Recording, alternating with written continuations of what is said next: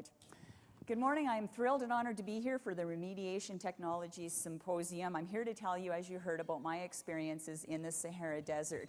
And you may be wondering, what does desert adventure racing have in common with what you're doing for a living? Well, I firmly believe that we're all crossing deserts in life, encountering challenges that need to be overcome. You deal with the perception out there that oil and mining companies are the bad guys and that your practices are destroying the environment.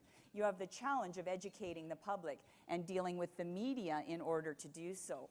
You deal with the fact that the regulatory environment keeps changing and you have to be on your toes to change with it. And you have to work with clients who want something done now, if not yesterday, and yet change and solution generally takes time, money, and a great deal of patience. We're all crossing deserts and encountering obstacles. We're looking for solutions to overcome challenges and do so in a timely and cost-effective way. Right now, you're looking up at the night sky in the Sahara Desert. I'm looking up at the stars and I'm thinking just how beautiful it is here and how many stars there are. When I left Canada for this desert, I was searching for answers to so many questions. You get to a certain age where you're thinking, who am I? What do I want to do for a living? What does the future hold for me? And I truly believe that when I went into the Sahara Desert, that I was going to have this revelation or this epiphany as to what it was the future was going to hold for me. And believe it or not, it actually did happen. I had a revelation that has set me off on a journey that I'm still on to this day. And the results have been incredible because I have discovered my passion, and with the knowledge has come power. But before I can share with you the vision that I had that evening, I have to tell you about a fascination that I had for Africa and for the desert. As far back as I can remember, I've wanted to go to Africa, but my life, my job, and various other excuses prevented any such trip. But when I first read about the race called the Marathon des Sables, this was something that I had to do. The excuses just melted away. I've always loved to run, and this race provided the African adventure I had dreamed of doing.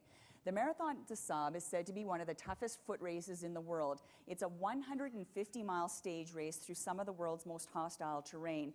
And I don't know how many times I've been asked, including today, why on earth would you want to do this? After all, not many people have the time, the money, or the inclination to put themselves through something like this. But as I said, I think that we're all crossing deserts in life. All of us endure through tough times, and I, for some reason, just felt the need to have it literally squeezed out of me, that I was going to learn through physical, mental, and spiritual pain.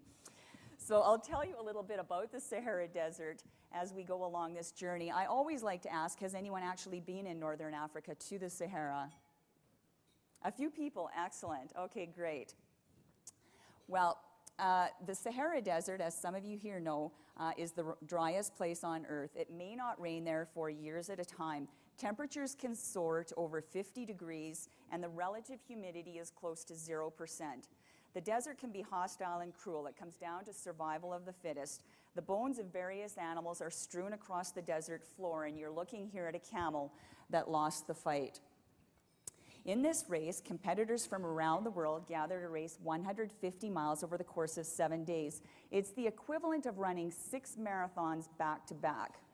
The race is also difficult because you have to carry all of the supplies that you need for the week on your back, including your food. You don't have the luxury of a change of clothing. There are no showers, no toilets, no beds, as you heard. The only thing that organizers provide for the athletes is a tent to sleep under. You have bottled water. You get 9 liters a day, no more, no less, and medical aid. That's it.